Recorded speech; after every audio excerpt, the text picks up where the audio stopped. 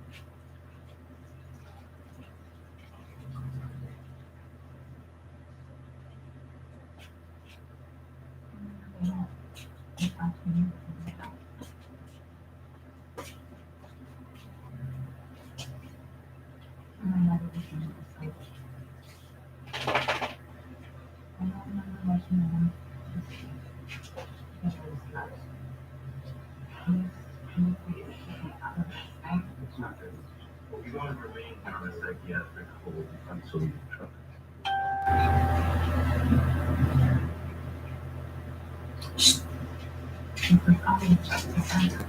Hoy!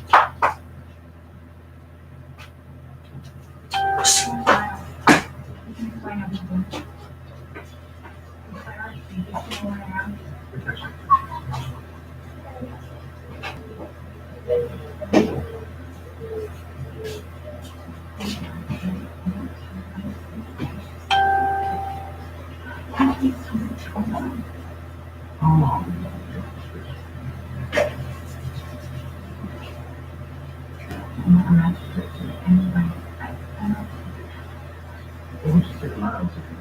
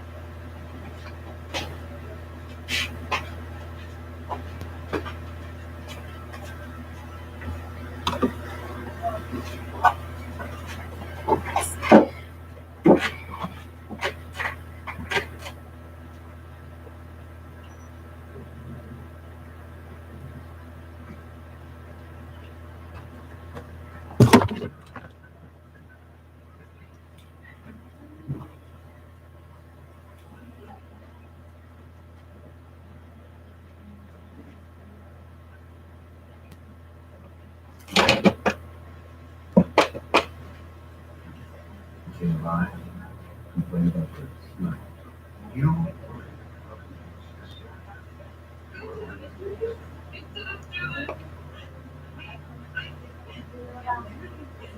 He did see me. Could I?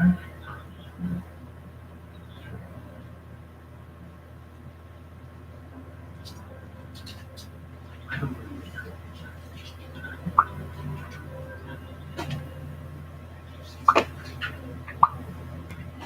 I'm going to put you on risk. Totally back to the Please outside. I'm going to ask you some questions. Head session.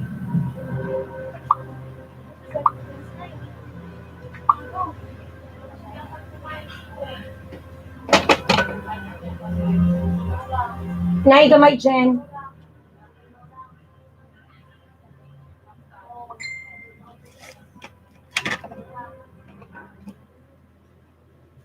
Jen, hinay gamay.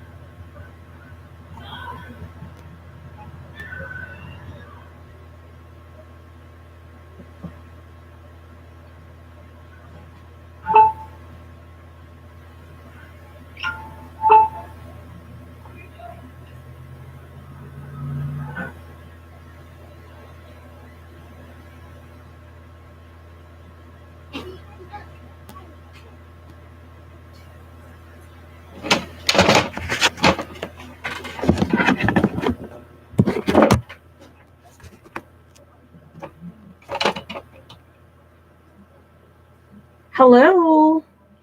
Good evening. Kindly give me feedback if you can hear me, guys. Good evening to those who are here. So right now I have 22 viewers. So my validators, if you're here, wag muna kayong mag-check. It's okay. Your work is not starting yet. So you may start checking. After 10 minutes. So my validators, I have 5 validators to check. The viewers. Okay. So you have to, guys, we heard you po, ma'am. Good evening. Okay. Thank you so much, Given. You are such a given gift. Okay. Thank you, Given. Okay. Parang tinayo mo talaga yung pangalan mo. All right. I'm so happy to have this live direct from YouTube. Direct sa YouTube. That's why I have this raffle. Happy thing lang tayo, guys, ha? No negativities. Okay. So if I go live, so I have to make it positive as much as possible and academic as much as possible. All right. Well, anyway, good evening. So here's my beauty.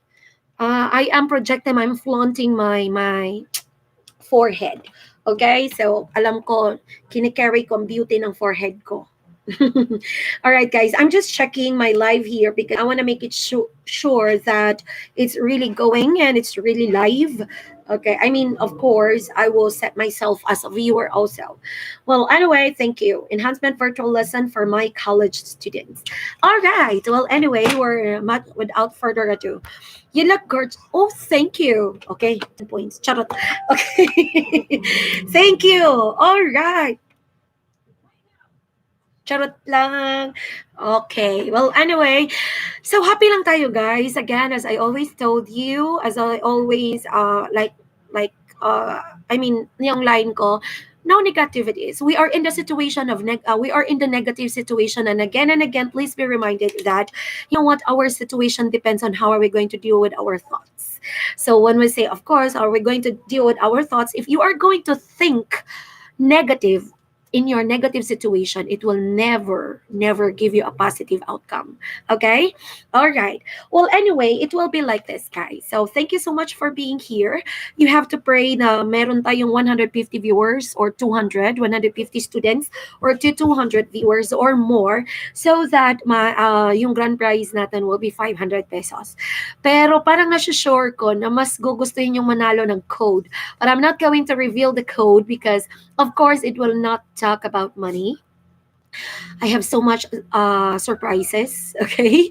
I have so much surprises. Binibining Marikit vlog. Alright, kanang girl on fire lang ako. Why not? Just pay for the canvas and I can make for you. No worries for the paint. Sa'yo lang ang canvas, walang problema yun. Pay for the canvas, that's all. Okay, I'm not, hindi siya masyadong issue sa akin yung amount that you're going to pay for the things that I do with so much joy. Okay, because even I'm in a very negative situation, I always do my best to be in a positive, like to have positive thoughts because alam natin ano magagawa natin. If we are in a negative situation and we are so what's this, negative thinkers, wala tayong magagawa doon. Okay? Well, anyway, guys, pwede niyo siya i-share, but don't worry, ang mga validators ko, ang sasali sa raffle natin, yung lang, yung of course, the kumpara kanino ang mga lesson na ito. So baka pwede niyo siyang i-share, guys, na parang attending this enhancement, a lesson for dual multiple purpose lesson for enhancement lesson or virtual class. Baka pero walang sapilitan, guys. I'm not forcing you to do things. I'm just asking a favor if you can. Okay, if you can, why not share like attending my virtual class, okay, via YouTube. Okay, anyway, my YouTube channel naman kasi is educational siya. Teacher, kaya pinangalanan ko siya ng Teacher Effie because this is educational channel. All right. Well, of course, lahat ng nasa YouTube channel ko about lessons, okay? Lessons lahat. Anyway, 7:40 ako mag-start sa GE12. So, please be informed, guys, that we have prizes, of course. Pag aabot tayo ng viewers na 150 or more, kahit hindi siya student, so meron tayong prize na 500 pesos. Okay, actually, I have sponsor. And then sa quiz natin, that will be on Sunday. Live pa rin tayo. And then that is going to be 1,000 pesos. Mag-quiz na ganita. Ako pa yung mga tag 1,000 pesos sa inyo. Okay? Alright. Okay, that's it. And then, that is going to be 1,000 pesos. And then there will be another code. Pag nanalo ka na ng code ngayon, wala ka ng chance manalo ng code next time. Pwede pala. I mean, you still have the chance to win code next time. Pero ano yung mataas na code, yun ang kukunin mo. Okay? Pero hindi ko i-reveal publicly yung code. So I would just tell you the code after, okay, sa mga manalo. If you win a code, so you just have to tell me, ma'am, nanalo ako ng code ABC. Nanalo ako ng code ng XYZ. So you just have to send me PM. Okay, anyway, guys, yung paraffle natin, it is not going to be ngayon sa live. It will be later kasi of course I have to wait for my validators to submit the names to me. Kasi magbe-base ako sa validators ko to submit the names. Ano yung i-validate ng validators ko? So, pag-start ng 7:40, may mga questions ako. Ang sinabi ko doon sa post ko is that you are going to write the questions, okay, on your paper. But there are questions na kailangan nyo siyang i-comment. Hindi naman siya hindi naman siya going to be long answer. Ang sa atin nandito is ma-monitor na if you're there, okay? Actually, education, I mean, lesson lahat ito, GE12, Science 2, EL100, and then EL106 and EL113. I cannot share a screen, but I have a board here, okay? But, excuse me.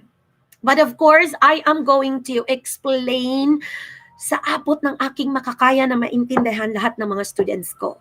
So thank you so much for staying. Thank you so much for coming in. Validators, if you're here, please start getting the names. Yung may mga questions ako. So doon lang tayo mag-base. May mga question na yes or no, may mga questions na mag-thumbs up lang kayo. So my validators are there preparing for their pen and paper to get your names. Yun lang po.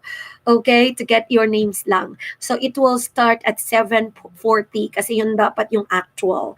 And then mga after mga 10 or later natin ilalive yung yung prizes, same of course ngayon. So but of course I have to wait for the paraffol of painting, ma'am. Really? Gusto mo yung painting ko? Ganahan dyan ko na. Basta na yung kagusto sa kong painting, char. Why not? Anong gusto nyo? Kani? Oh, you can tell. Dami sa wall ko. As in, puro painting. Anyway. Alright, anyway. So, ganon lang, guys. Positive lang ta, ha? Sige. Okay. So, katong ako mga validators, you don't need to comment para maapas ninyo ang mga answer. Guys, when I ask question, lagyan nyo ng number. For example, question number 1, lagyan nyo ng 1. Tapos, yes ba yung sagot or no? So, 1, yes. Tapos, number 2 question. So, please, lagyan nyo ng question, number yung question ko. Alright, guys? And may mga time na you need to screenshot of it kasi yun ang kailangan ko later na i-comment nyo doon sa for class participation naman yun, okay? So, yung class participation naman is, hindi naman siya kailangan talaga na you're really right there. Yung mga andito, yun lang yung prizes natin. Okay? So, sa mga hindi maka-live ngayon, no worries. No, wala po tayong deduction. Yun nga lang, wala kayong chance na manalo ng ng prize. Yun lang. Kasi this is additional effort to those who are here now. And then yung mga mahihina ang connection, okay lang yun, watch it at a later time. Huwag na tayong mag-isip ng negative kasi wala na tayong magawa doon. Okay? So, wag gawa ng issue. I am just right here to to reach out using this one. Alright, so I cannot go live na sa StreamYard kasi naputol na yung subscription ko. Kaya dito na ako dumiretso sa YouTube, guys. So that's the explanation. Hindi pa ako nag-renew ng subscription ko sa StreamYard. I think that's 1,800 per month yung subscription ko. I'm not so sure of it. So, hindi ko muna na-renew kasi nagtitipid muna. So, yung pang-renew ko dito, pang-price na lang, di ba? So, guys, disclaimer, I cannot share a screen. All you need to do is listen for my questions and you have to listen to my lesson. Easy lang naman eh, okay? Afro-Asian tayo ngayon sa GE12. So, easy na lang naman yung mga questions. So, please complete the screenshot if there is a need for you to screenshot, guys, because I will be needing those. And of course, you just have to wait for my post. Okay, so guys, thank you for you're here. We're already 52. Try to share and tag me. Okay, try to share and tag me. Sige. Yan lang, itong ako ang daksyan. Oy, magsigig pa sa bank. You say hi to them, Giant. Say hi to them. I-raffle ra ba tika? Char, dili ni siya. Alright, dito lang ka, Jai. Stay there. Okay, so let's start, guys. It's 7:40. Kapag I go online, I'm very particular of the time. Alright? Well, anyway, I am not, wala po tayong share screen, pero andito na yung pen ko. Uy, napahiya tayo. Ano yung pen? Wait. Mabilis yung bunganga ko. Sabihin nyo lang na ang bilis nyo magsalita, ma'am. Wait lang, guys, ha. I am looking for my pen. Oh, where is it? Jen? Palihog sa kubin. Walang whiteboard pen. Where is it? Asa na? Ay, there you are. Okay, naraday sa kilid sa laptop, guys. Okay. So, guys, thank you so much. Okay. Andyan pa ako, guys. Hindi ako nawala. I just want to make it sure that I'm still there. Okay, well, I'm still here. Anyway, so our lesson this morning is, this tonight is about Afro-Asian. Sa GE12, sa great books natin, great books, GE12, so Afro-Asian literature. So when we say Afro-Asian, what are the countries? Question number 1. GE12. Guest participants, if you are not GE12, you still need to answer this. Bahala mali. Okay, bahala mali. Tama or mali, it's okay. Ang importante is you will be able to complete the answers kasi yun ang kukunin ng validators natin. So okay lang, walang problema po. So when we say Afro-Asian, what do we mean by that? Okay. What do we mean by that, Afro-Asian? What countries? Anyway, so our lesson Sandali lang, mute ko muna ito. tonight is about Afro-Asian. Sa GE12, sa great books natin. I need to monitor my screen kasi to make it sure na live andyan pa ako. Baka kasi, I tried kasi, nagsasalita ako, naputol pala yung ko, video. Wala na pala ako. Para akong tanga nagsasalita. Okay, question number 1. Do you have there question number 1? Let me see the comments. Hindi ko ma-view yung comments dito. Bakit? I cannot view it. Well, anyway, andyan naman yung mga ko to see the comments. Ma-view niyo ang mga comments, guys. Hindi ko ma-view dito ba? Ma-view niyo ang comments, validators. I just need an answer. Yes, okay. Africa, Asia, Cambodia. Validators, ma-view nyo. Portia, yes po, ma'am. Okay, sige, yes. All right, thank you so much. Well, anyway, all right. So have your answer. Put number there. Question number 1 to everyone. But of course, for the GE12 students. So we have Afro-Asian literature. So when we are going to say Afro-Asian literature, we talk about Africa and Asia. Okay? So Africa and Asia, I'm not going to write it. Hindi pa kayo mag-screenshot. So that's question number 1. Africa and Asia, of course, ito yung mga countries. So when we say Africa, it is the second largest continent. We all know that, right? It is the second largest continent after Asia. So Asia is the first. The second is Africa. So covering about 1/5. Take note, 1/5. Screenshot of this one. 1/5 of total land. Okay? 1/5 of total land surface of Earth. Surface of Earth. Take note of this one. Okay? 1/5. So, ang Africa, it covers about 1/5 of the total land surface of Earth. So, the continent is bounded on the west by the Atlantic Ocean. Yung west side niya is the Atlantic Ocean. Okay? Again, yung west side niya is the Atlantic Ocean. Okay? And then on the north by the Mediterranean. North Mediterranean. So when we say west, it's the Atlantic Ocean. Okay? Atlantic Ocean sa west. So when we say north, Mediterranean. Mediterranean Sea. And then when we say east, that is by the Red Sea. Okay? The Red Sea. And then when we say Red Sea and Indian Sea. Okay? Red Sea and Indian Sea. And Indian Oceans. Again, when we say west, bounded by Atlantic Ocean. Okay, you can screenshot this one. And then north, Mediterranean Sea. Second screenshot. Second. And then east, we have the Red Sea or the Indian Sea. So yan. So you need to remember that. Okay, you need to remember. Okay, so yan ang Africa. Again, the second largest continent next to... Am I here? I'm not sure if I'm here. I'm here, guys. Am I there? Di ako nawala. Or nawala ako? Afro-Asian. Yes, ma'am. Di nawala yung screen ko, guys. Oh, andyan si Princess. Hello, Princess. Nawala kasi yung screen ko. Wait lang po. Oh, thank you. I'm very conscious. Makatagamers, manggutong kuan, mawala ko ba? Okay, sensya na guys ha, kung na-disturb tayo. Okay, alright, tandaan niyo yan. So, that's the second screenshot. So, you have there the west bounded by Atlantic Ocean. Alright, you have there. Bakit na siya mawawala? Wala talaga siya. Okay, Atlantic Ocean, and then the north, the Mediterranean Sea, and then the east, we have the Red Sea and the Indian Ocean on the south. Okay? By the mingling waters of the Atlantic and Indian Oceans. So when we say etymology, what do we mean by etymology? Etymology is one word.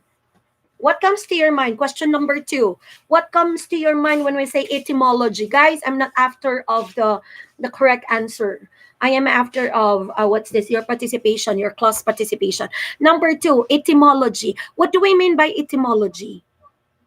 Okay, when I say etymology, the name Africa, okay? So what's your answer there? Your answer there? Oh, good.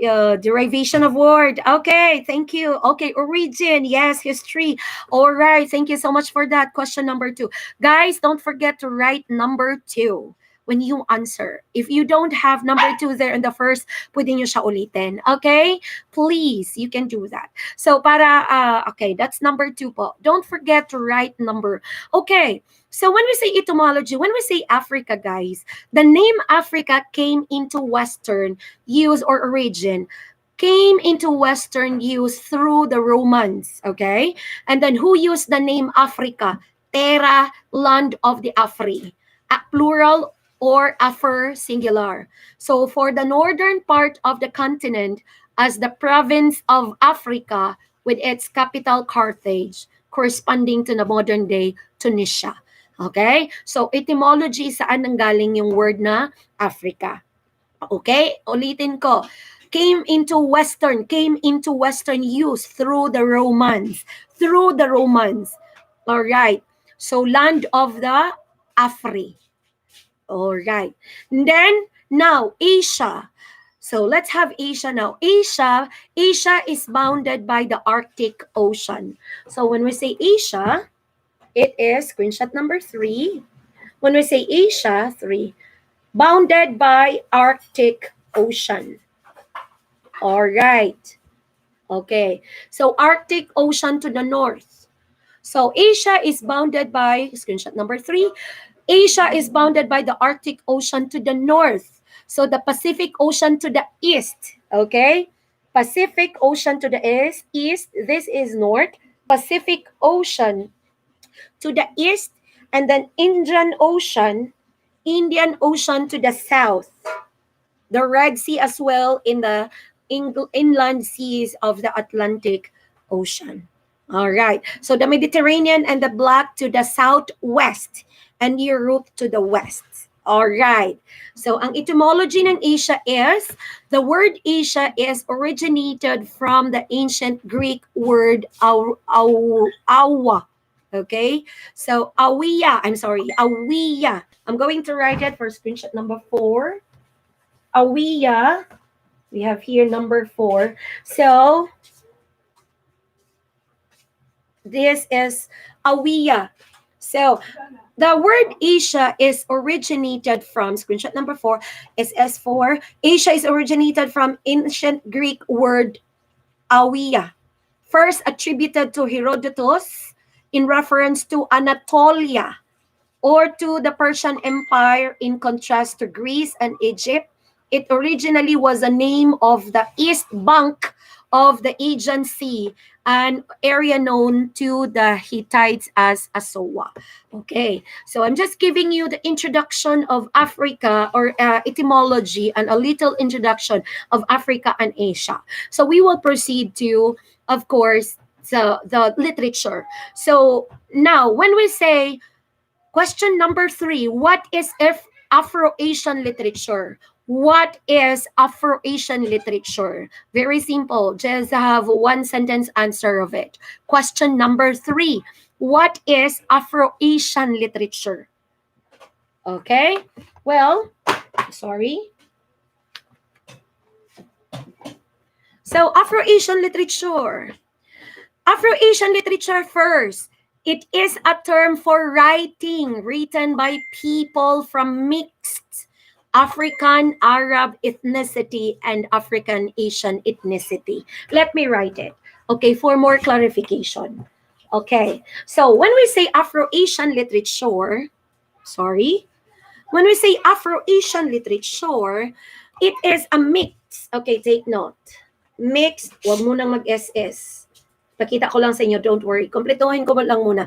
Mix ng African, Arab, ethnicity, or African Asian ethnicity. Okay? African Asian ethnicity. So again, this is SS number 5.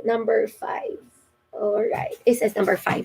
So this is the mixed African Arab ethnicity and African Asian ethnicity. Okay? So it mirrors not only the customs and traditions of African and Asian. Take note, guys, hindi lang ang minamirror ng Afro-Asian literature. It's not only the tradition and the customs of Afro-Asian. We say Afro, of course, African, and Asian, of course, Afro-Asian countries, but also their philosophy. Take note. What is that? Philosophy of life. Take note of that. Question number 4. Ang Afro-Asian literature does not only mirror the custom and tradition, but also, number 4, question number 4. So you are going to answer that. Which, okay, hindi lang ang custom and tradition ang pinag-uusapan sa Afro-Asian literature, but most importantly is about what? 3 words. Question number 4. Which on the other hand, question number 4, which on the other hand, or which on the whole are deeply and predominantly contemplative and hauntingly sweet. Okay, so that's a very important. Yung Afro-Asian, if we are going to open it, it talks about the P of L. That's question number 4, okay? Next, it is the reflection of the storm and the stress of developing nations seeking a place under the sun, which every student must understand so he may know how this literature affects the history and culture of nation. Question number 5. Listen to this one. Question number 5, okay? Again, basahin ko ulit yung kanina. Ang Afro-Asian literature, it is also a reflection of storm and stress.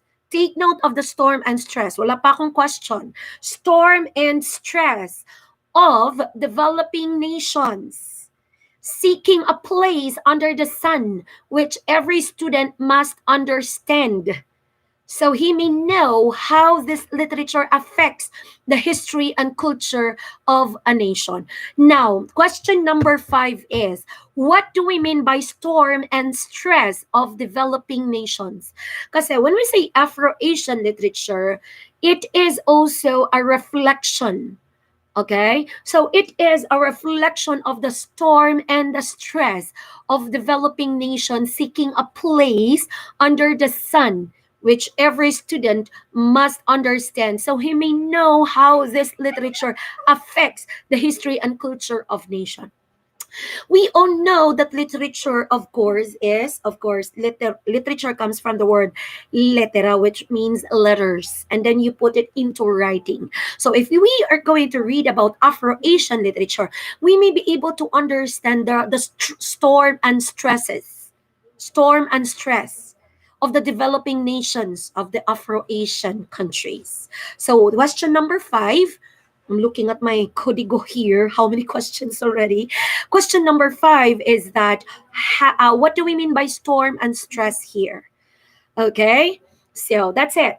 Now, it also refers to the literary output of the various countries and cultures in Africa and Asia. So, of course, when we say Afro-Asian, it will talk about literature pertaining to Asia and Africa. This includes their oral traditions. When we say oral traditions, these are what? These are information handed down by mouth. handed down two generations by mouth. So that is oral tradition. Okay, Afro-Asian. So it refers to the literary output of the various countries and cultures in Africa and Asia. This includes their oral traditions and from the first to the contemporary written and or published prose and poetry. So at first, of course, their literature is handed down two generations orally by mouth until hanggang pa na publish siya into writing, okay, prose and poetry. So of course, we know prose, there is no measurement in the written structure. I mean, yes, in the formation and of the literary output. And then when we say poetry, there is rhyme, there is rhythm, and there is measurement. Okay. Another, Asian literature alone is diverse and vibrant. Take note of that. Asia lang. Okay? Wala pang kinalaman ng Africa, is diverse and vibrant. So, vibrant na siya, diverse na siya. Okay? Different stories already. And to that, the splendor of African literature, and you get enriching Afro-Asian literature. Okay. All right? So, that's for the Afro-Asian literature. All right. Then next. Question number 6. Question number 6. Cite at least 3 countries under the Afro-Asian literature. Question number 6. Cite at least. Andito kasi yung mga question, guys. Hindi ko lang ma-project sa inyo. I'm sorry. I cannot share my screen. Alright. Question number 6. Cite at least 3 countries lang under the Afro-Asian literature. Okay? I want to check your answers. If you're there already, that's question number 6. Okay, China, Cambodia, Philippines. Self-control and sensitivity, struggles and success. Okay, Africa, Philippines, and China. Cambodia, China, India. All right, Madagascar, Mauritius, Nigeria. Japan, China, and Philippines. Philippines, China, Cambodia. All right. Okay, China, Philippines. Okay, of course, Philippines under Asia. Cite at least 3 countries under, all right. Okay, so just continue commenting there. Number 6. Don't forget to write number. That's question number 6. So let's proceed, guys. Let's continue. Validators, you don't need to copy the answers, ha? Only the names. Okay, only the names. So, thank you sa mga validators ko dyan na busy. Cambodia, Africa, China, Philippines, Africa, and Cambodia. Okay, Binibining Marikit. Oh, Binibining Marikit ba yung pangalan mo sa YouTube mo? Oh, i-follow, guys. Support. Support natin yung kapwa natin. Philippines, okay, Renzi. Bernardo, okay, si Renzi na nag-a-attend sa free class ko sa grade 5 na pang-college yung level of thinking. Si Princess, andito. Sumali sa atin. Thank you, Empress. You are so welcome. After nito, Empress, science na naman. And then, language. Okay, you are very much welcome. Pero don't stay up late, Princess, ha? Bata ka pa rin talaga. Okay, you need enough sleep. Liberta, Pakistan, Philippines, Africa, and Cambodia. All right. Okay, Philippines, China, ma'am. Binibining Mark. Hello, ma'am. Thank you. Of course. Okay. Binibining Marikit. Mag-form biya ako new YouTubers. Okay, magtinabangay ta. New YouTubers. Okay. China, India, and Philippines. Para mo taas na imuhang WH. All right. Sorry, hindi natin ito kailangan i-mention dito kasi magagalit si Whitey. Hindi natin i-mention. Screenshot number 5. All right, thank you so much sa mga answer. So you cite to those, ganahan ko anak ma'am. Of course, why not? Okay, message mo lang ko. All right, so just continue answering it. So, of course, the 3 countries under the Afro-Asian literature. Okay, that's not my question. So I have here the different flags. I cannot identify perfectly. Of course, ang dami ba naman? Ang dami talaga. Of course, andyan ang Philippines. Okay? So, it is part Afro-Asian. So, question number 3. Okay, I'm not going to question number... Hindi na. Okay. Hindi ko na i-ask dito. Don't worry. Okay. So, now, let's talk about norms and culture of Africa. Norms and culture of Africa. Again, norms and culture of Africa. So, take note. Africa has 300 distinct ethnic groups. Again, Africa has 300 distinct ethnic groups. Ang dami. 2,000 language. Take note of that. Home to the most genetically diverse people on earth. That's Africa. It is a home of the most genetically diverse people on earth. So when we say diverse, diversity, iba-iba, okay? Again, uulitin ko ha. Ang Africa has 300 distinct ethnic groups, 2,000 languages, and then it is a home to the most genetically diverse people on earth. So, diverse that 2 Africans are more genetically different from each other than a Chinese and European are from each other. So Africa is the world's second largest and second most populous continent. There are generations which do define Africa, but none that are exclusive. Question number 7. Question number 7. Africa has how many distinct ethnic groups and how many languages? That's question number 7. How many distinct ethnic groups and how many languages? Okay, that's question number 7. Let's continue. The norms and culture of Africa. Sense of community. So ano yung sense of community ng Africans? Okay? So when we say sense of community, a popular African proverb comes to the mind here to express the African sense of community. It says, isulat ko ha, this is screenshot number 6. Go the way.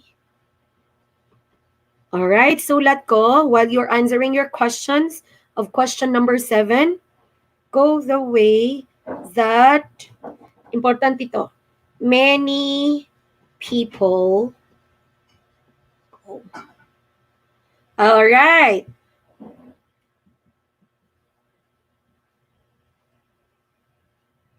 If you go alone, you will have reason. You will have reason to lament. Okay. Guys, take note of this one. Screenshot number 6. SS number 6. Klaruhin lang natin. Wait lang. I-plaster na to para klaro. Ayusin natin. So, this is SS number 6. Go the way, okay? Go the way that many people go. If you go alone, you will have reason to lament. Okay? This is SS number 7. SS number 7. Uulitin ko. Go. Okay. Go the way that many people go. If you go alone, you will have reason to lament. So yan ang, what do we call that? Of course, it's not answer, it's not question to be answered yet. Okay, so that is sense of community. A popular African proverb, that is a popular African proverb, comes to mind here to express the African sense of community. Sense of community, the African proverb here is, go the way that many people go. If you go alone, you will have reason to lament. Okay. So, sense of community nila, following the proverb is strong. Kasi you have to go where many people go. So, the African idea of security and its value. Alright? So, yun ang parang ini-emphasize ng, yung sense of community nila. Okay? Alright. So, next. Sense of good human relations. Sense of good human relations. Take note of this. That's number 2, norms and culture. Sense of good human relations. The art of dialogue and conversation is a cherished value in African human people. Freely discuss their problems and look for suggestions and solutions together. Take note of that. Ang sense of good human relations nila. So when we say human relations, of course, the relationship of Africans to other Africans. So the art of dialogue and conversation is a cherished value in African human people. Freely discuss their problems. So they freely discuss their problems. Ang Pinoy, tinatago, di ba? Or pinopost sa social media. Okay? And look for suggestions and solutions together. So the unwillingness to talk to people about either private or public affairs can be interpreted as bad manners or sign of enmity. So take note of that.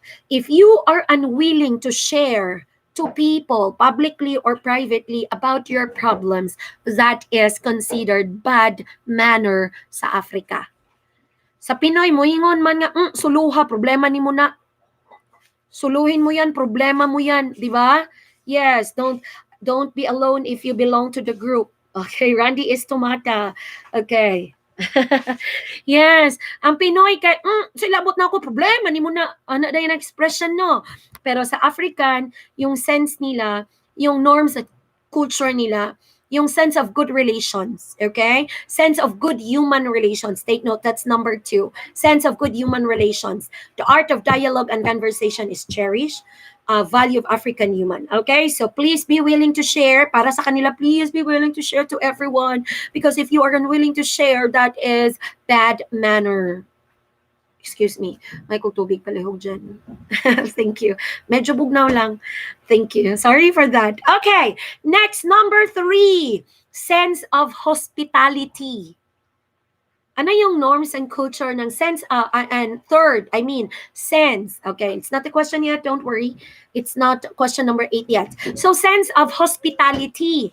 The African sense of hospitality is one of the African values that is still quite alive. Okay, hospitality, which we Filipinos are strong in this one. Excuse me.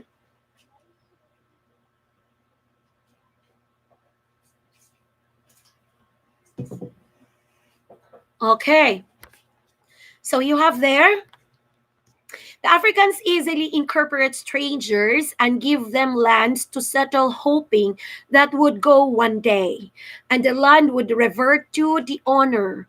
Africans have symbolic ways of expressing welcome, and these are in forms of presentation of coconuts, traditional gin coconuts, and various ano yan? Sorry. Take note of this. Sense of hospitality nila. Nagbibigay sila ng lupa sa mga strangers. And of course, there is hoping na one day, aalis sila. Okay? And they're very hospitable just like Filipinos. Okay? That's yung sense of hospitality nila. Okay, next.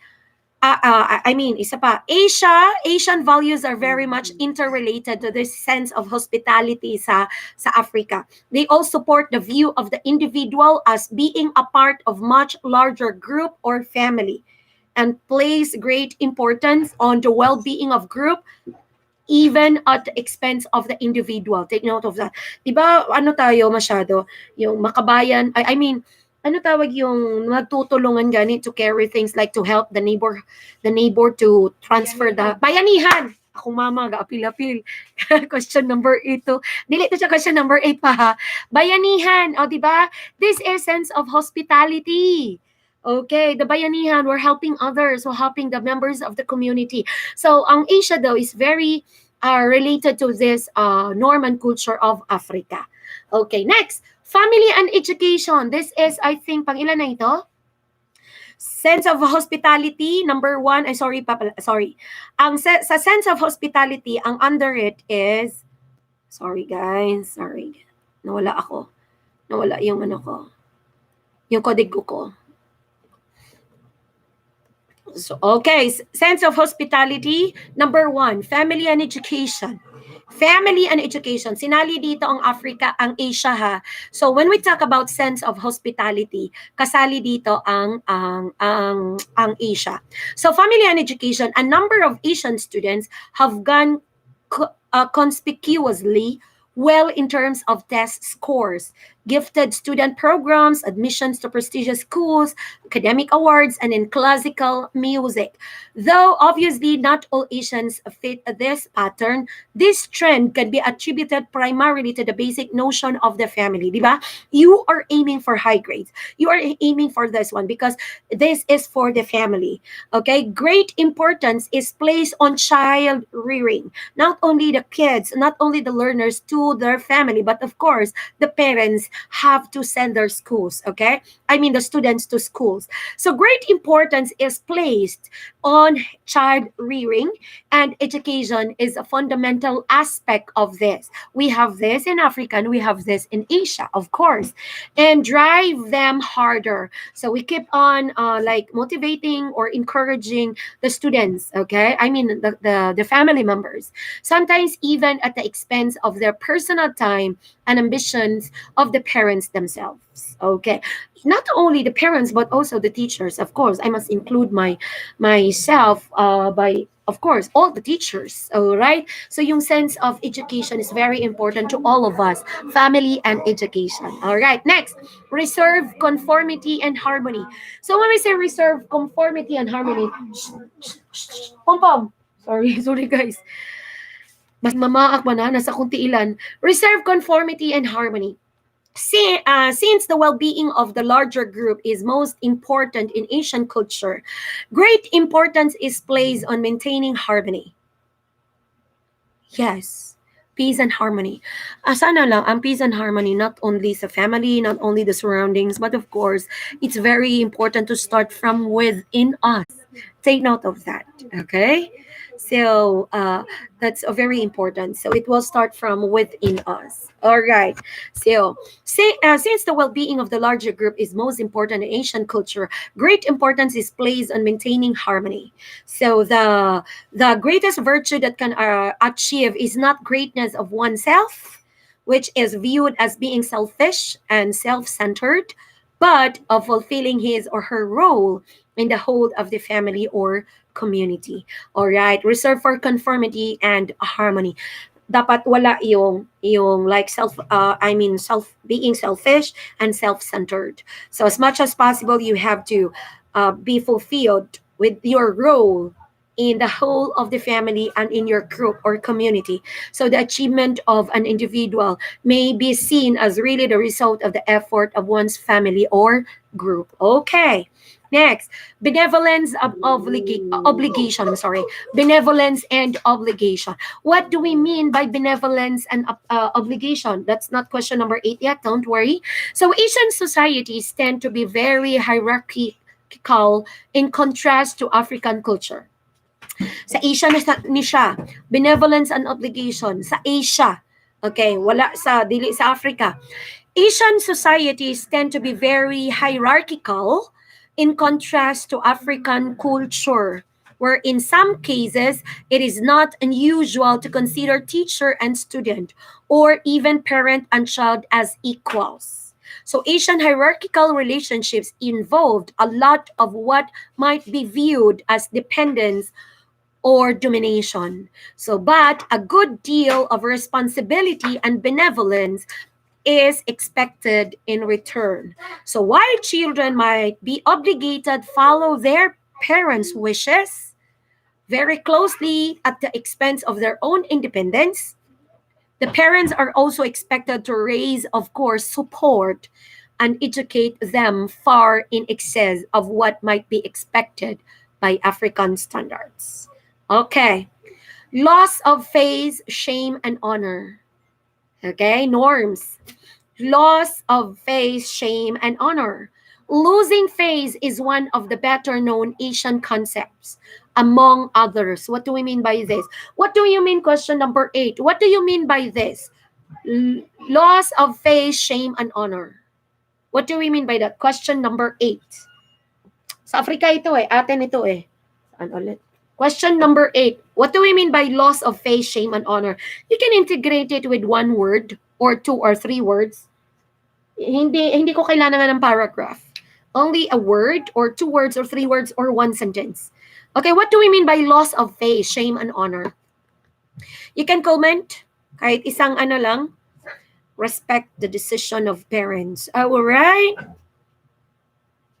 Okay.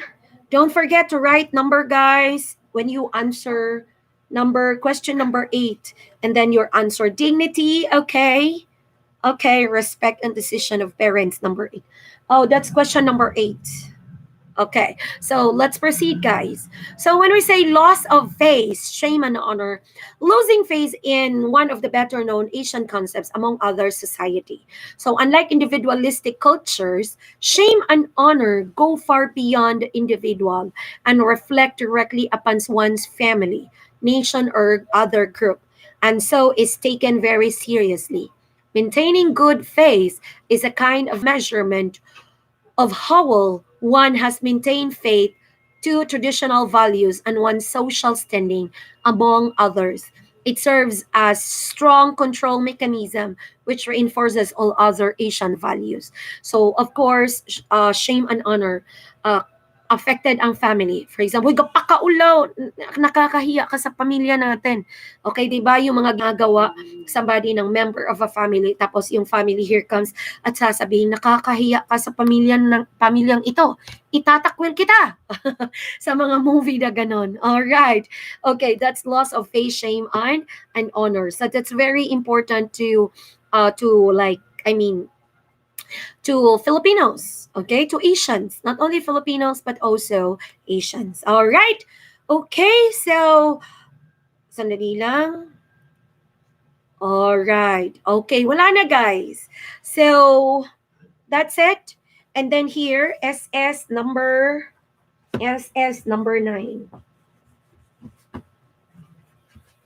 SS number 9.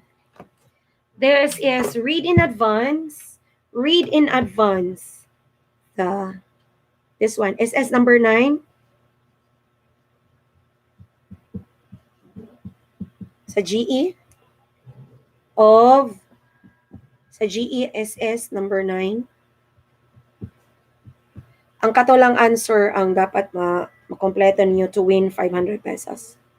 500 pesos. 300 pesos. Okay. SS number, 7 pala. 7 lang pala yung SS, no? Alright. So, this is SS number 7. No worries. Hindi kailangang 8 hanggang 8 lang. So, you have to study in advance the characteristics of Afro-Asian literature. Okay? Afro-Asian literature. All right. So that's it. Thank you so much, guys. So we just talk about what's this, the overview of the norms and culture for us to understand the Afro-Asian literature. Okay. So thank you so much for that. That's we have question number 9 total. 8 na. 8 questions to be answered by everyone. And then magpatuloy po ako sa science. So again, for you to qualify to win yung mga prizes, you need to stay up to, to finish the lesson. Okay? Be my guest. All right. Thank you so much. Yes, you can, stay online for this. So let's have science now. So we're going to talk about stages, instructional planning and development. So science students, where are you? Question number 1. Question number 1. Oh, I know na number 9 na pala for science. Sulat ko lang. Number 9. Sulat mo lang, science student, number 9. Number 1 info that I'll be needing is number 9, write your first name, follow instruction, first name, number 9. Yun lang. Ganun lang kasimple. Okay. Kasi kukunin yan ng validators, number 9. So, number 9, write your first name. Okay. So, we're going to have parang 10 to 15 minutes lang ta sa science. So, we're going to have, thank you po. Just stay, don't leave, guys, for you to win the prizes. Mag 5 codes tayo. All right. Hello, ma'am, number 9. Okay, first name lang. First name, number 9. Okay. So, we have here Validators, okay lang kung medyo sumobra, okay lang. Basta andyan, nakasulat sila sa number 9. Alright, so, well, anyway, let's go to instructional planning and development. So, mag-take note kayo, guys, ha? Again, mag-take note kayo. So, instructional planning and development, what do we mean by this? Don't worry, it's not question yet na you're going to comment. So, when I say instructional planning and development, so when you are going to give a lesson, you have to plan and then you are going to develop it. Okay, so we have two framework.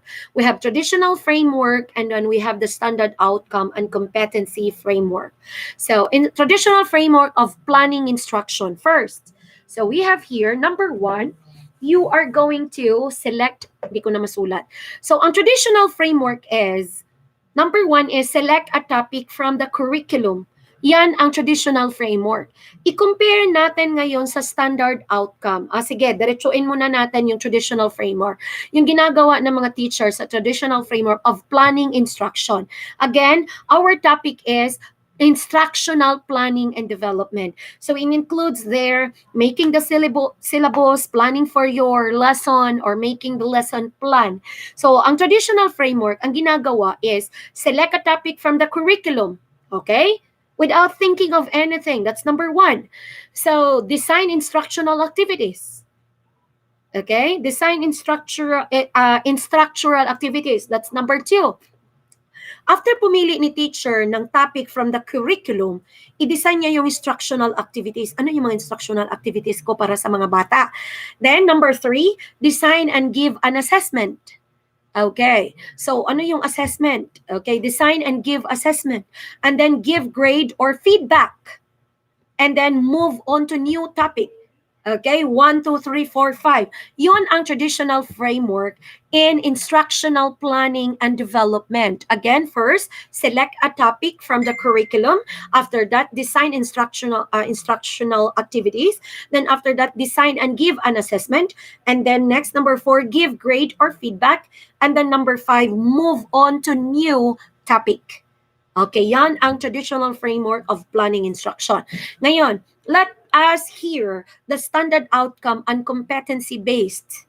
So, number 1 is standard outcome and competency-based. Number 1, select standard that the students need to know. What's the difference? Don't worry, you're not going to answer it yet. What's the difference? Kasi ang first sa traditional framework was select a topic from the curriculum. Pero dito, standard outcome ng competency-based is select a standard that the students need to know, followed by design an assessment through which students will have an opportunity to demonstrate those things. So as you can see, it's really far different from the traditional framework because in this competency base, you are thinking more on the students. And then number 3 step here is decide learning opportunities that will allow students to learn those things and plan appropriate instruction to assure that each student has adequate opportunity to learn. That's number 3. So again, if you're going to look at this, parang, uy, student again. Then, and the 4 and the final step, use data from assessment to give feedback, reteach, or more to next level. Okay. Question number 10. Question number 10 to everyone. In one sentence, how do you compare traditional framework to standard outcome and competency base? One sentence lang. Okay? Pwede niyong sabihin na ang traditional framework, blah, blah, blah. Tapos, ang standard outcome, blah, blah, blah. One sentence lang. You don't need to have a very long answer. So, how are you going to compare the traditional framework of planning instruction and standard outcome and competency-based? I'm sorry. That's question number 10. Uulitin ko yung step ng standard outcome and competency-based, ha? Select standard that the students need to know. Design an assessment through which students will have an opportunity to demonstrate those things. Number 3, decide learning opportunities that will allow students to learn those things and plan appropriate instruction to assure that each student has adequate opportunity to learn. And then, 4, use data from assessment to give feedback, reteach, or more to next level. Okay, so question number 10, what's the difference between traditional framework of planning instruction and standard outcome and competency based? You don't need to give me a paragraph answer, okay? So, we have here outcome-based education, which is OBE, which is yan dapat ang ifa-follow na ngayon. And then outcome-based observation, outcomes-based education, okay, and then understanding by design. So outcome-based education, design down, it will determine first, when we talk about OBE, it will determine first the learning target before you design instruction. So it means you are going to think about your students first before you plan. Kailangan yung plano mo, instructional materials mo will be appropriate to the student's needs. That's OBE. Okay? And then after that, you are going to identify the result. So identify the results followed by determining assessment evidence before you design instruction. So in OBE, guys, again, you have to determine first the learning target before you design instruction. What's the learning target considering your learners, as I told you earlier? And then identify the results followed by determining assessment evidence before you design instruction. Okay. So, what do we mean by desired result? We have OBD. Anong OBD?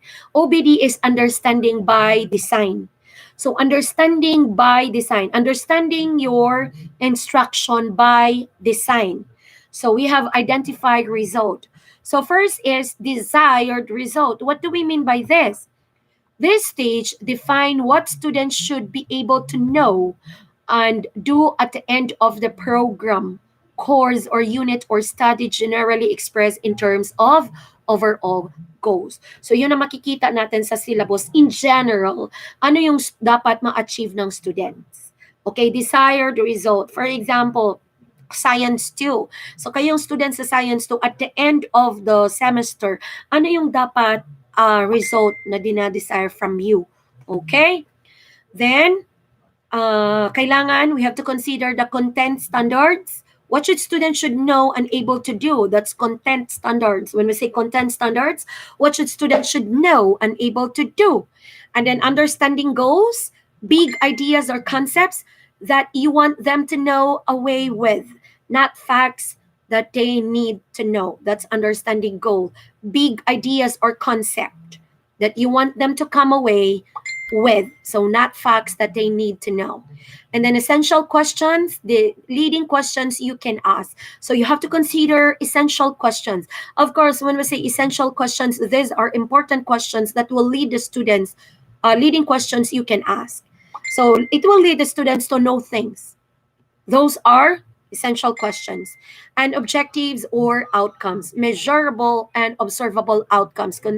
Consider that. Hindi siya yung parang for the students to know, for the students to understand. We cannot measure those things. Okay? Student ba itong nagme-message sa akin? Students ba? Let me check. Okay, hindi. All right. So, stage 2. Ang stage 1 desired result is stage 2. Take note, assessment evidence. Assessment evidence is proof or evidence that show that the content standard goals and student outcome are attained. Okay, performance tasks. Kaya meron tayong mga performance tasks. Okay, meron tayong mga evidence. That's why I need you to have this as a proof for class performance. Okay, so we need to understand that.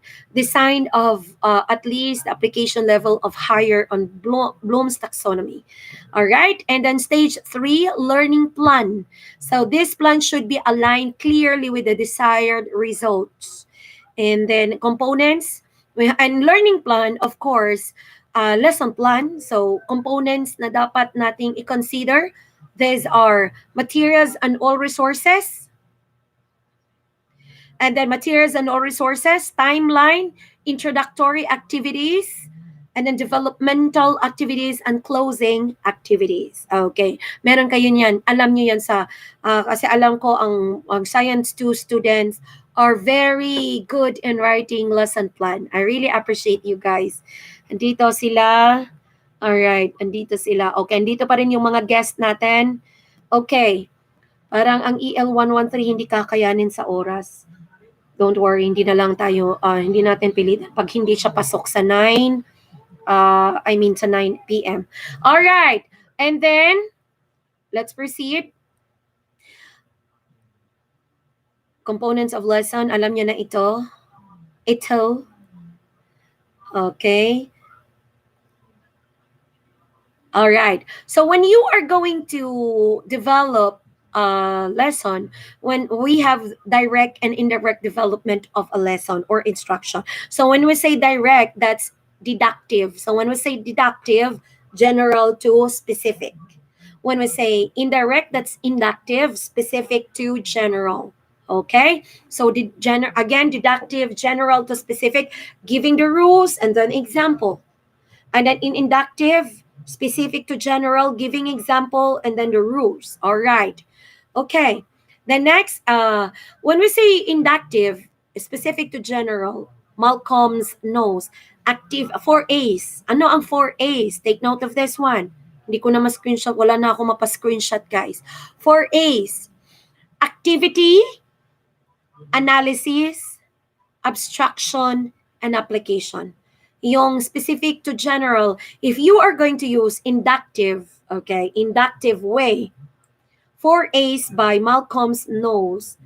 First, activity, analysis, abstraction, application.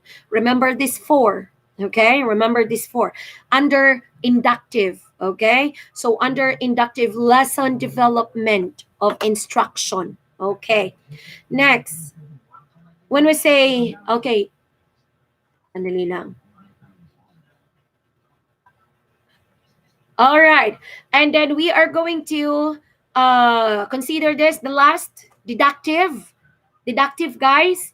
Input, modeling. Okay, there's an input and then modeling and then checking for understanding. You have to check for understanding and then questioning strategies and then guided practice, closure, and independent practice. Okay? So deductive, input, modeling, checking for understanding, questioning, strategies, guided principle, closure, independence, and practice. Now, yes or no? Do you think one is better than the other or it depends? 3 answers. Yes or no, or it depends. If you think that deductive, do you think deductive, do you think one is better than the other? I mean, deductive is better than inductive or inductive is better than deductive? Or it depends. Okay? So that's question number 11. Yes or no lang ang sagot or it depends. 3 answers.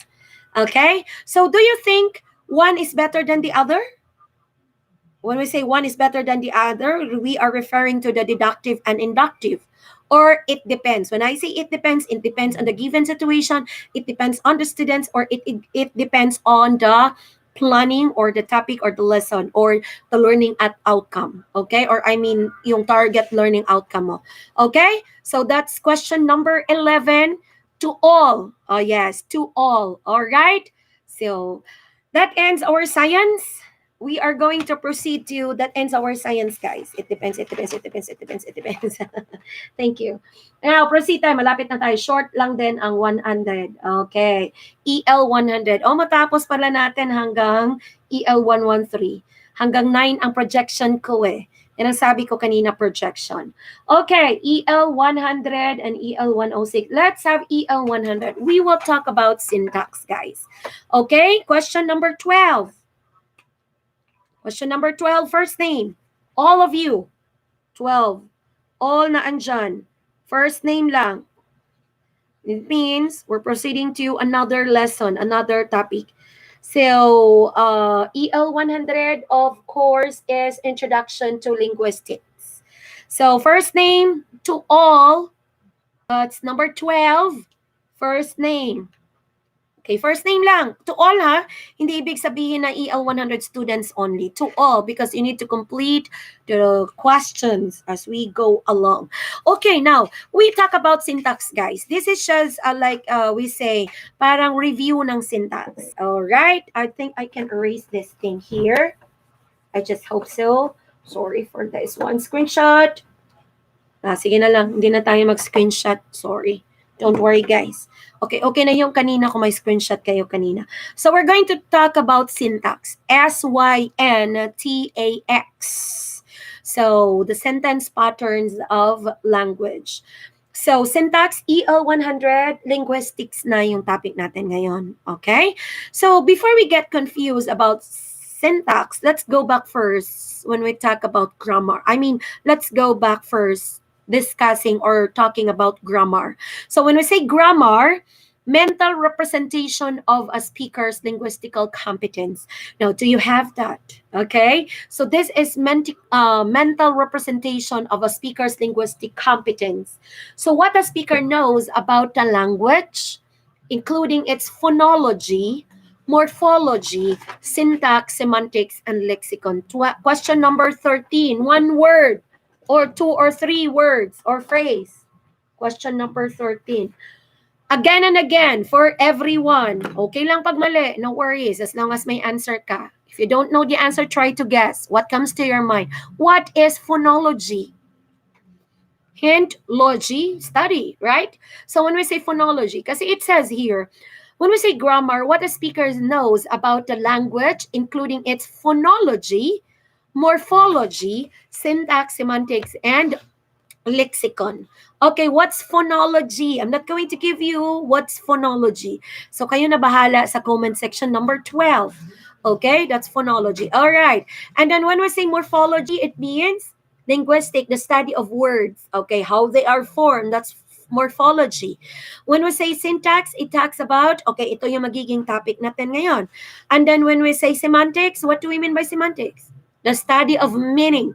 Okay, the study of meaning of the word. Kasi sometimes the meaning of this word, for example, there are one word that has two different meanings. So we have to study, for example, cell. Why is cell? For cell, for example, cell na jail, and then cell body part. So we have to study the meaning. So that's semantics. Okay? And then lexicon, that is your what? The person's vocabulary. Okay? Person's vocabulary. What's the meaning of the word for you? So lexicon. Okay, now let's proceed. Syntax, the rules of sentence formation. Take note of that. Syntax, we're talking about the rules of sentence formation. Dito yung kodigo ko on what question na tayo. 12, 13. Nag-end tayo sa 13 question. So, phonology on number 13. Write the number. Don't forget to write the number. So, syntax is the rules of sentence formation. So, the component of the mental grammar that represents speakers' knowledge of the structure of phrases and sentence. So, when we say syntax, it is together an ordering or arrangement. So what is the arrangement of the words in a sentence? Okay? For example, we have one, love you, I. Love you, I. Of course, the arrangement of words in the sentence is something erroneous. Okay, so of course that's syntax because you are going to study the arrangement of words in a sentence. So how are you following the rules? Okay, refer directly to the rules and principles that govern the sentence structure of any individual language, structure or word order. For example, the object of the preposition must come after the preposition. That is syntax because you are going to follow the rule on how are you going to arrange the words in the sentence. All right. Next. Okay, look at this one. Isulat ko ito, guys. Chief. Sulat ko ito. Kasi this is question number 13. Chief swore president chief swore president the justice the justice the justice, capital letter J, the, in you. Take note of this. Okay, look at this. The arrangement of words. I don't know if you can see it clearly. All right. Take note of this one. Look at this, guys. Chief swore president the justice the in you. All right. Now, 14. Question number 14 or item number 14. Okay, look at this, guys. Chief swore president the justice in new. Number 14. Use syntax. Arrange them to make a good sentence. Chief swore president the justice. Swore president the justice the in new. Arrange it. That's number 14. Chief swore president the justice the in new. All right. So please, that's number 14. So how are you going to arrange that? Of course, when you are going to arrange that, it means you know the syntax. The chief president swore the new justice. Okay? Sige, sulat lang. Real Joy Tonyakaw. Thank you, Real Joy. All right. Okay, so let's proceed. Sige. Chief swore is the new president in justice. The chief president swore the new justice. The new chief president swore in new justice. Okay? All right, so let's proceed. Oh, don't worry. It's okay. Kayo na bahala dyan. Okay, so validators na bahala to get your names there. Okay, of course, let's proceed to that. So every sentence in a sequence of words. So, but not every sequence of words in a sentence. So the sequence of words is not properly sequenced. Sequence of words that conform to the rules of syntax are said to be well-formed. But well-formed grammatical, and those that violate the syntactic rules are therefore ill-formed grammatical. Okay. So kanina, yung pinakita ko sa inyo kanina, chief swore president the justice the in new. That was ill-formed grammatical. Ill-formed grammatical. Tapos kapag sakto yung arrangement, that is what? Well-formed grammatical. Okay. So, of course, the grammar there. So, you have to use your syntax, your knowledge, or the rules to arrange the words in the sentence. You know the order and how we're going to arrange those. What grammatically is based on? So, what grammaticality is based on? Determined by rules shared by the speakers of a language. Example, Jack and Jill run the hilltop. Jack and Jill run the hilltop. That's example. Look at the example. So, I am proud to be my mother. I am proud to be my mother. What grammatically is based on? Vicente believes to be a gentleman. Vicente believes to be a gentleman. Do you think it's a well-formed grammatical? Joanna ate the baby. Do you think it's well grammatical? Joanna ate the baby. Parang, I am inviting you all to eat my house. Okay? That's ill-formed grammatical. Hindi ko bibigay yung sagot, kayo na mismo ang sasagot. But don't worry, hindi ko siya ipa-comment. All right. So, not based on what is taught in school, but on the rules constructed unconsciously as children.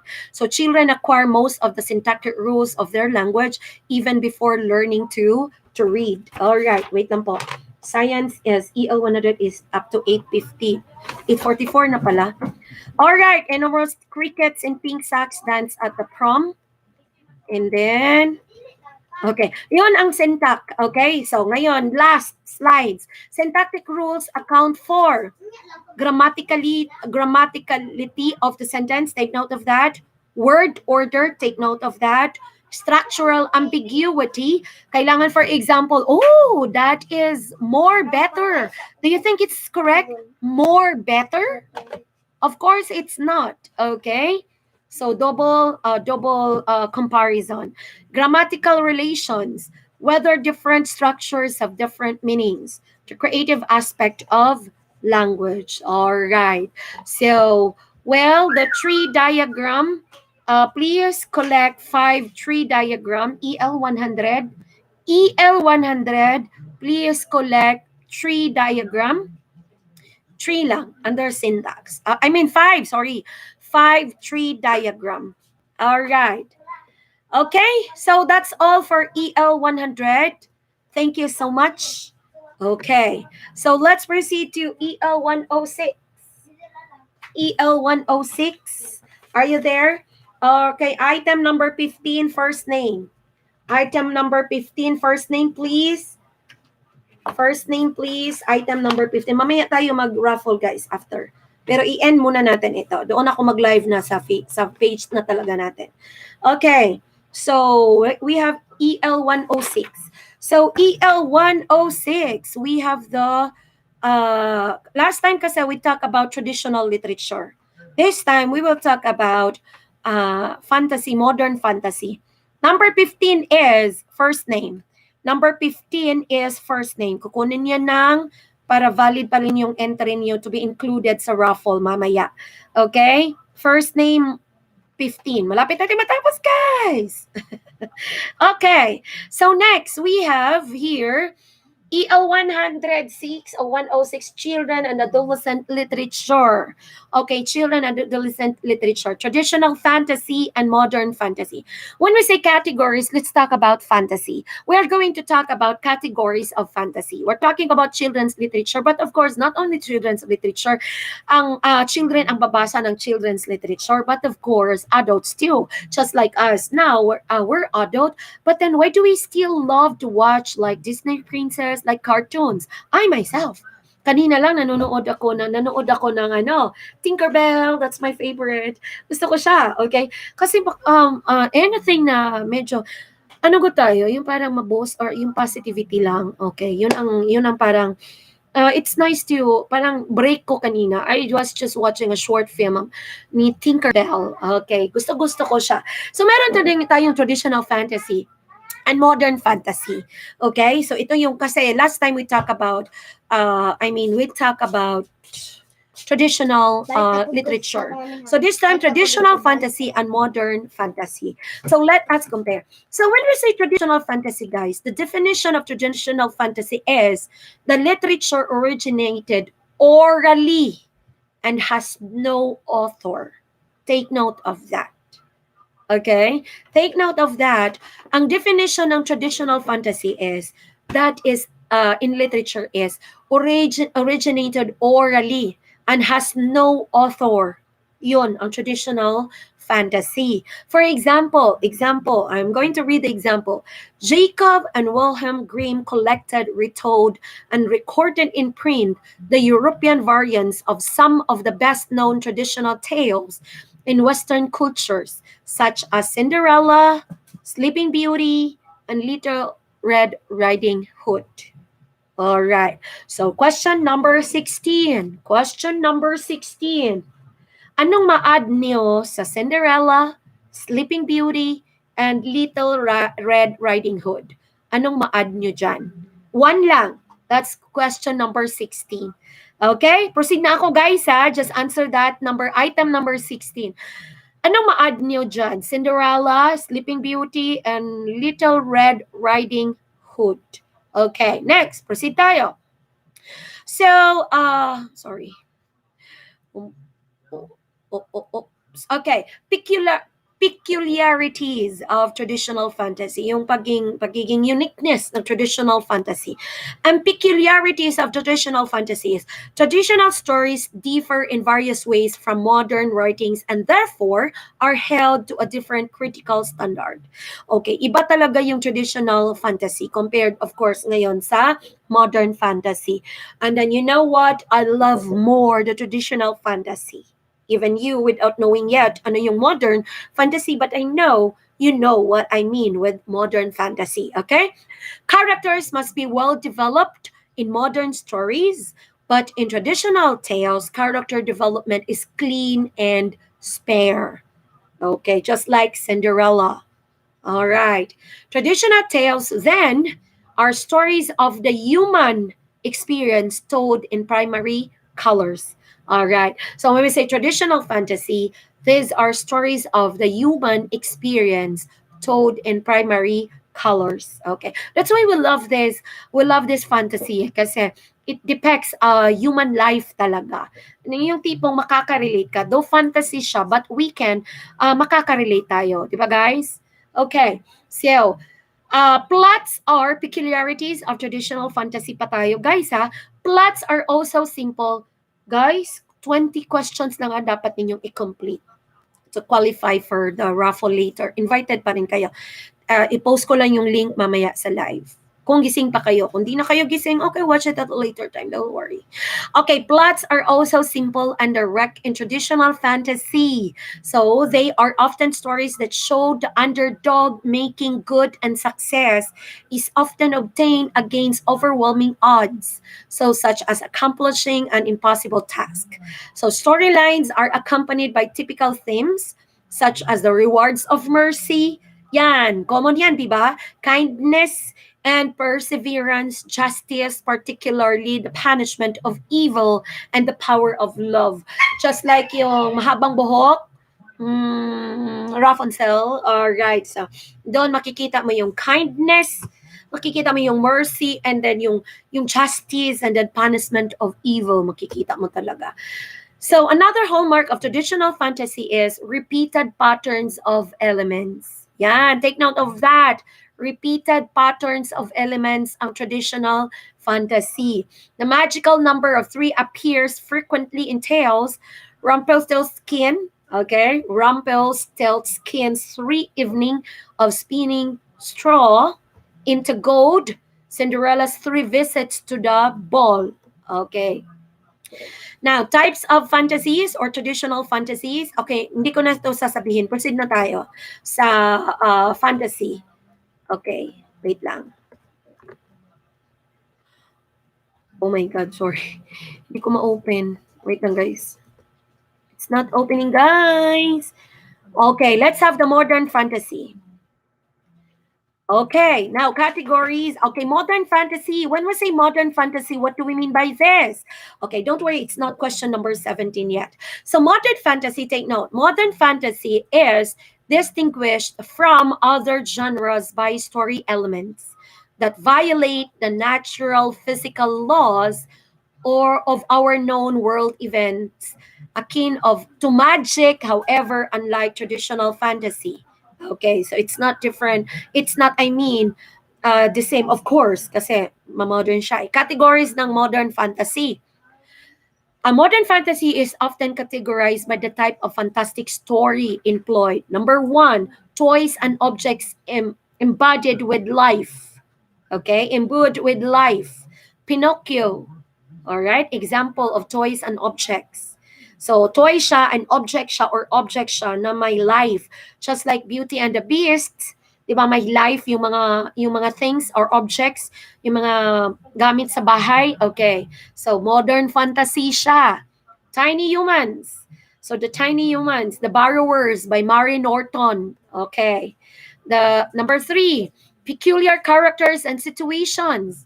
Example of this, Mary Poppins.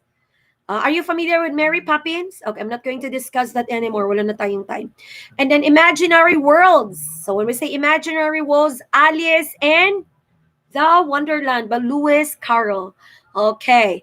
Then number 5, magical powers. Okay, number 5 na category ng modern fantasy. Magical powers. Harry Potter and the Goblet of Fire by, of course, J.K. Rowling. And the number 6 category of modern fantasy, supernatural tales. Supernatural tales. Number 7, time warp fantasies. Time warp fantasies. When we say time warp fantasies, example, Tom's Midnight Garden by Philippa Pierce. Then number 8, high fantasy. The Lion, the Witch, and the Wardrobe. Okay. Now, of all the 8 fantasy, question number 17. Tama ba? Question number 17. Let me check your answers. Number 18 pala. Encantadia, Frozen. Okay, number 18. Don't forget to write number, guys, ha? Number 18. Sa 8 na categories ng fantasy, unsa dito or ano doon ang pinakagusto ninyo? Sa 8 categories ng fantasies. Is that number 18? Tama ba? Number 17 or 18? Sorry. Number 7. Number 17 pa, guys.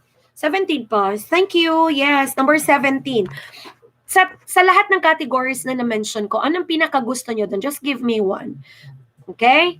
So, ako, pinakagusto ko doon is supernatural tales, magical powers.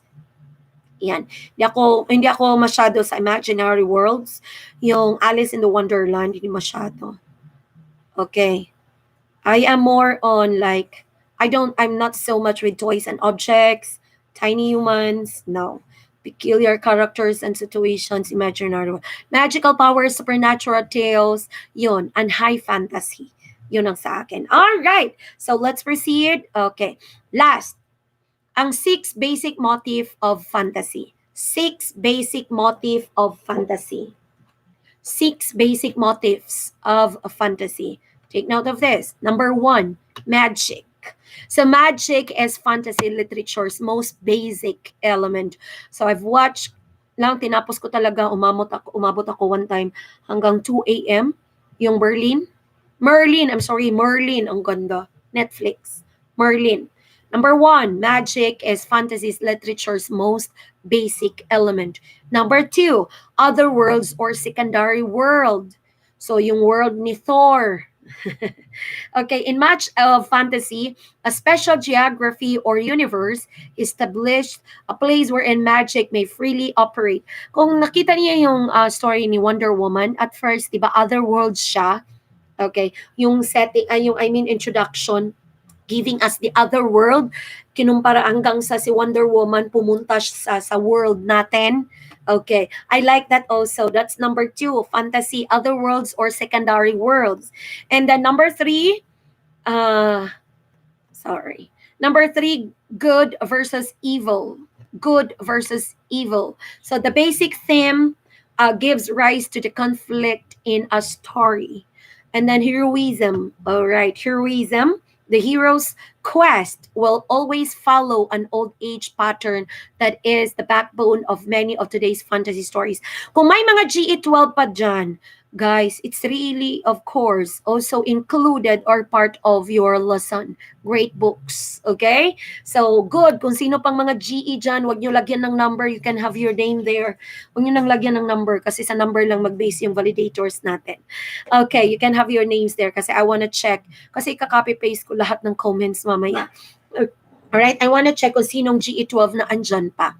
And then number 5, special character types. So when we say special character types, fantasies may include characters who come from either our legendary past or an author's vivid imagination. And then number 6, fantastic objects. So fantastic objects, characters in fantasy stories often employ magical props in accomplishing heroic or evil deeds. So these objects, magic cloaks, swords, staff, cauldrons, and mirrors, Milky, gawas, are imbued with power. Okay, yung parang Harry Potter's flying broom. Di ba? That's fantastic object. Okay, yung flying broom. Okay. All right. Okay, that ends our children and adolescent literature fantasy. Next, guys, we are going to talk about science fiction. Okay? Sorry pa, ang value pa pala ng fantasy. The value of fantasy. Ang value ng fantasy is, sige, question number 19 for you. In one sentence. Number 19. Isang question na lang, guys. Number 19, the value of fantasy. Para sa inyo, ano ang value ng fantasy? Traditional man or modern? Basta kayo, let's talk about fantasy. For you, number 19, what is the value of fantasy for you? Just give your answer, comment. I'm not going to mention yet. Okay? The value of fantasy for you. Ano ang value ng fantasy? That's number, I'm sorry, that's number 18. Sorry, thank you for the reminder. That's number 18, the value of fantasy. Okay. What's the value of fantasy, guys? Para sa inyo, that's number 18. I'm sorry. That's number 18, the value of fantasy. All right. Allows readers to experiment with different ways of seeing the world. Mary Jane Noval. Si Chovy Bitikan allows us to see different ways of seeing the world. Ira, seeing the world in different ways. Okay, number 18. Lagyan nyo number 18. Basa pa ako ng isa. 18. Complete ha, kahit sasabihin ko na yung value of fantasy, still you have to write the value of fantasy for you sa inyo. Okay? Ano ba? The value of fantasy, Sir Tunyakaw, Miss Tunyakaw, the value of fantasy is that it is giving people a whole new world. Wow! Ang sarap basahin ng mga answer niya. Giving you extraordinary imagination, give a creative for the gising pa po. Okay. It makes us happy. It helps us to be entertained. And it can allow us to view the another different world and allows readers to blah, blah, blah. All right. Anyway, thank you so much for that. So let's proceed. So good. Just continue answering, guys. So the value of fantasy, guys, number 1, it gives readers the sheer delight of let's pretend. Sheer delight of let's pretend. Alam naman natin dito to. Let's pretend we can fly. Okay, parang magbibigay siya sa atin ng yung parang at that point of time, let's pretend. Okay, I am going to pretend that I am a fairy. I'm going to pretend that I am like a witch. Okay. That's number 1. Number 2, fantasy has the ability to work our emotions with the same vividness as a dream. Okay, that's number 2. Number 3, value. Another value of fantasy is its ability to develop a capacity for belief. Okay, capacity for belief. Number 4, fantasy casts lights on the realities of life much as metaphor illustrates truth in general communication. In its broad definition, metaphor is a figurative language and strengthens writing in at least 3 ways. And then, metaphor speeds understanding, metaphor creates interest, and metaphor adds emotional appeal. When we say metaphor, indirect comparison. Okay, a comparison of two unlike things. Okay, metaphor. All right. Okay, the end. So that is the end of, it's 9:02. That is the end of the, children literature. 9 na?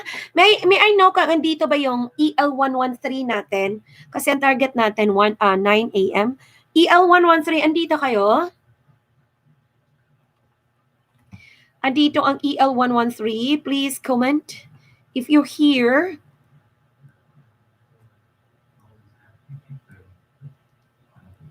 EL113, are you there?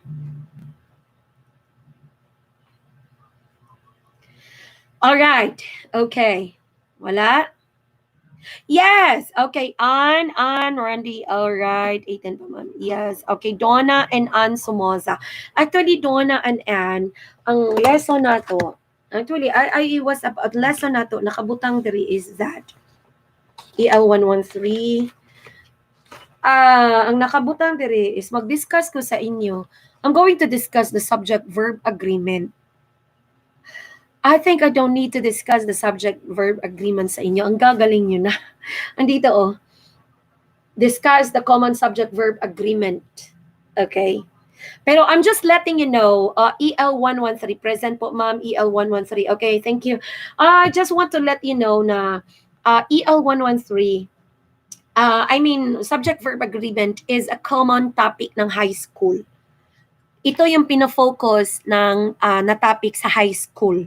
Okay? So, EL113, I need you to know that. Kasi nakalagay dito is you need to know the importance, parang yung significance ng topic ng high school, grade 7, di ba? Alright, ma'am, load. Nahurot akong load. Okay, question number 19. To all, what's the importance of subject-verb agreement? What's the importance of subject-verb agreement?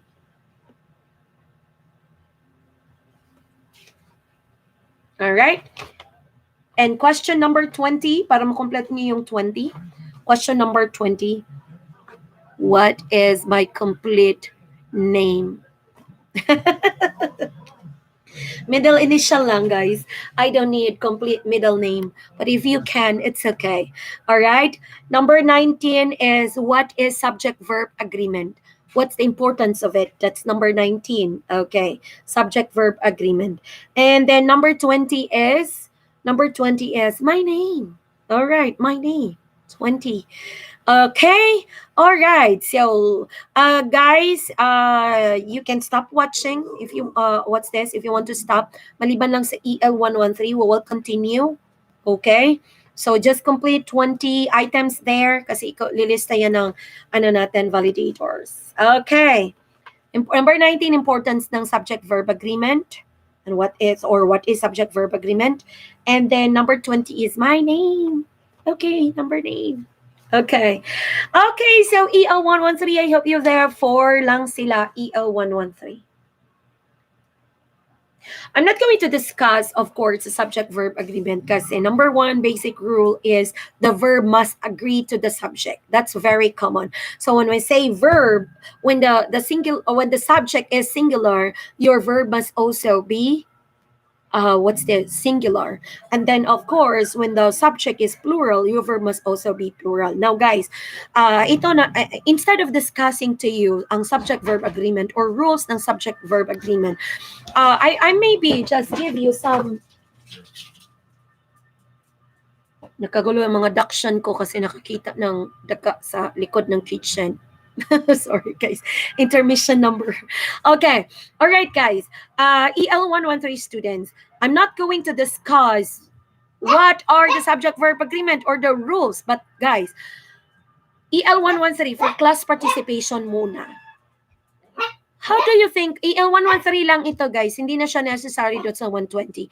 What do you think EL113, ano sa palagay nyo, how to teach grammar? Kasi we know that the students now, the high school and the college students, ang daming grammatical error. Bakit? Nakakalimutan at nakaka-confuse for them yung rules. For example, Anna dance gracefully. Of course, that's very wrong. Pero kayo guys, what do you think? How are you going to teach grammar? You can comment. You can comment. How are you going to teach grammar? Ann Somoza, Sheng, si Donna, and then sino yung isa? Ann Somoza, Donna, Sheng. Okay. Well, anyway, sige lang. So you have to, of course, mag-drill ta. Okay, give drill. So, paulit-ulit, pabalik-balik. If you observe, ang topic ng subject-verb agreement is, mag-start siya paulit-ulit siya from high school to college. Babalik at babalik siya. Because, yan na topic ng English, nako-confuse ang mga bata. Okay, nako-confuse sila. And it's really, really hard for them to, going back. So, guys, tip lang, do not let the students memorize the rule, but let them practice the rules. Okay, on how are you going to teach the grammar? Okay, so practice in a game form, in giving, yung parang just give them yung exciting yung lesson. Okay, I give example. Okay, hindi na yan siya uso ngayon. So, put it in a game. Okay, mag-drill kayo. That is for on how are you going to teach the grammar. Okay, it's really hard to teach grammar. So, EL113, sorry ha.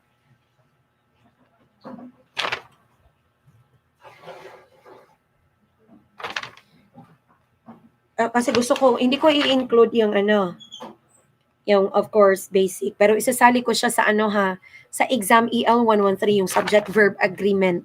Sasali natin. Yung para bang exam ng yung PhilSat. Okay? Yung sa grammar, sa PhilSat. So, include natin ang grammar.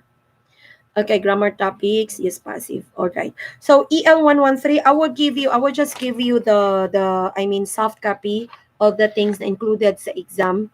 So, the exam will be on Monday, right? Next week, I think. Okay, so EL113, I'm so sorry, I'm not going to discuss the subject-verb agreement. If the subject is singular, the verb is also singular, okay? And then, By the way, guys, since meron pang 34 dito, guys, I never had frustrations with the students. Yung parang I failed with my students. And then wala ako mga hinanakit sa students. Okay? Huwag kayong mag-alala, for example, kasi nag-worry yung iba if they cannot attend or what. Don't worry. As long as you can watch at a later time, that is not a problem. Okay? You still have the participation on that thing. Okay? So you don't need to worry na magalit ako. No, wala. Magalit lang ako sa mga pangit o butasan like bastos mag-message. Diyan lang ako magagalit. Alright? And then like nag-make ka na lang gani ng excuse and then there you are. Ikaw pa yung galit. Okay? So walang moda. There should be real mom to practice them because performing. Alright. Okay. So yun lang. Okay. So four ladies, Sheng, Donna, Nika, and Ann. Nabigay ko na ba yung ano? Yung sabi ko sa inyo, I will just give you the soft copy of it. I-message nyo ako please sa ano natin sa GC, sa 109 na GC. Okay? So guys, thank you so much. Going back to the corner.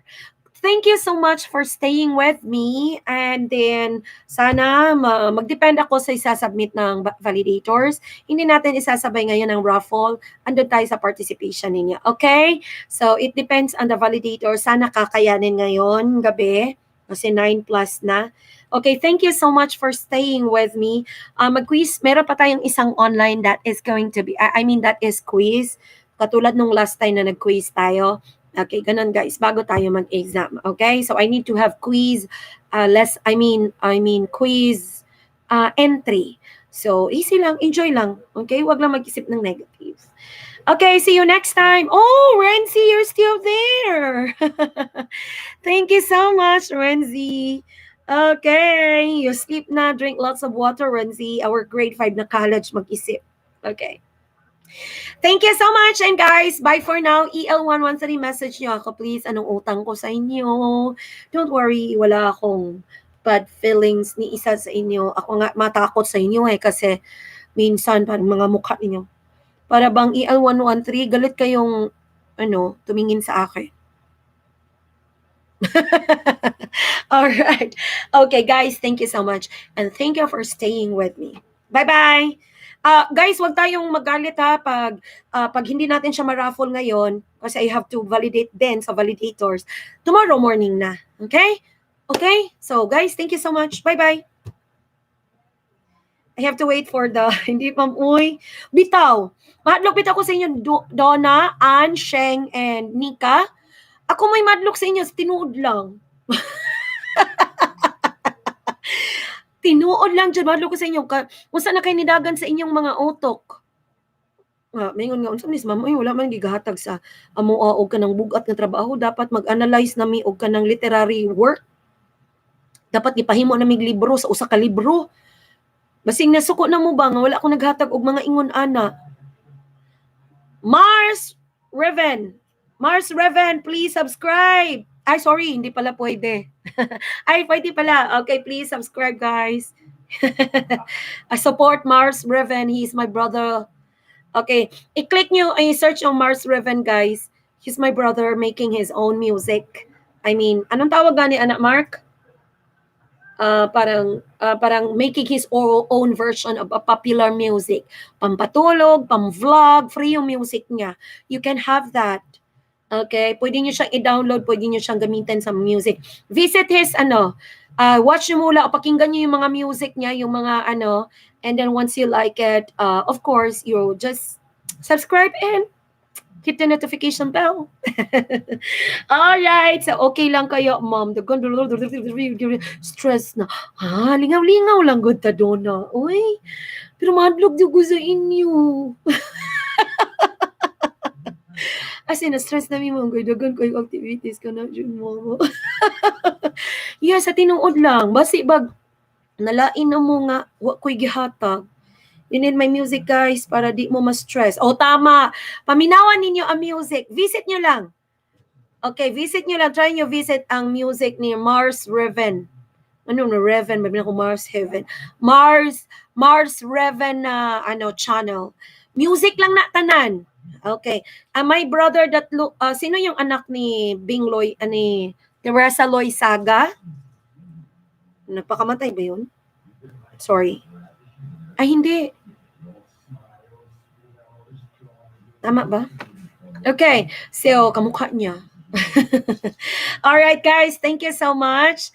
And then, see you again next time. Bye-bye. Guys, pag ma-validate siya lahat ngayon, we can have it at a later time, mamaya yung raffle. Pag hindi, tomorrow morning na. Okay? Thank you so much and God bless sa exam ninyo. Okay, ipopost ko yung soft copy. Just I need somebody to remind me. Hindi ako magagalit noon. Okay? So, bye guys! Actually, ma'am, thankful me na wala ka. Oh, terrible lang isa din. Alright, thank you. I just hope so. Okay lang sana ang lahat sa inyo, guys. Kasi medyo natatakot na talaga ako sa inyo. Honest. Alright. Okay, honest lang. Copy-paste ko na yung mga comments. Alright, there you are. Yes, thank you. You can leave now, guys. I'm staying awake. I'm waiting for the comments here to come. Okay. Bye! Real Joy! April Bukala, mga nasan dito. Korean na pa. Guys, paki-share nyo naman, B. Help nyo na lang. Paki-share yung video na to. Alright, thank you. Bye! Ma'am, as I post ang mga screenshots, sulata lang ako ang post karon sa Ma'am Effie's virtual classroom. Okay, dito lang, i-comment. Oh, by the way, i-ano nyo pala siya, make it one. Palang i-collage nyo siya. Okay, thank you so much. Bye now, you can go. I mean, you can leave. Thank you.